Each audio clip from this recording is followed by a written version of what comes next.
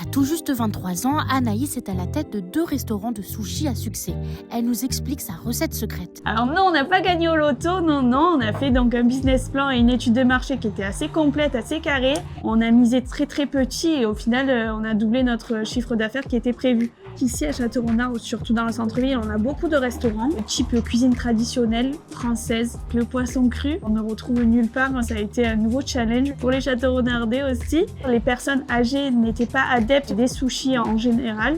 Et ils ont été plutôt surpris et il y en a beaucoup qui reviennent d'ailleurs et nous demandent à chaque fois de nouveaux produits. Le bouche à oreille c'est relativement bien fait étant donné qu'on est dans une zone où on est dans le centre-ville, il y a beaucoup de passages. Du coup on a ouvert le 16 janvier 2025 et au bout de quelques mois on s'est dit pourquoi pas en ouvrir un second. Je refusais à peu près 60 commandes par soir. Sushi, bonjour.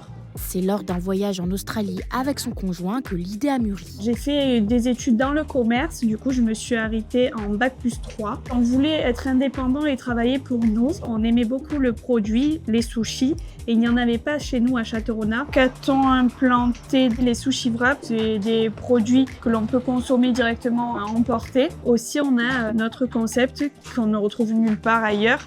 C'est le concept du sushi créa où le client se compose entièrement son sushi, de l'enrobage à la base, à la sauce, à la garniture. La partie administrative qui a été le plus compliquée pour nous, ça a été auprès de l'urbanisme.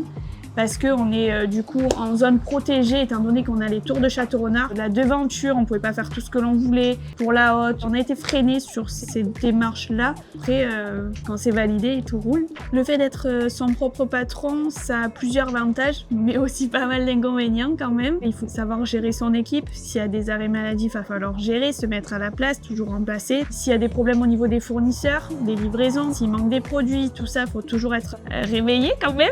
L'avantage, c'est quand même d'avoir cette certaine liberté, de pouvoir aménager sa plage horaire comme on le souhaite, de faire ce que l'on veut et de ne pas recevoir surtout d'ordre de quiconque en vrai.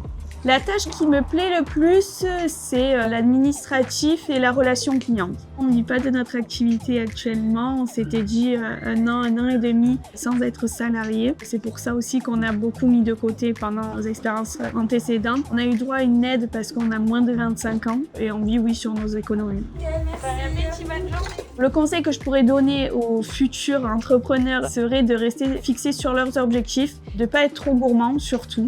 Et d'être assidu, de ne pas se dire je lance mon projet, c'est déjà fait, c'est bon, c'est ouvert et de lever le pied directement.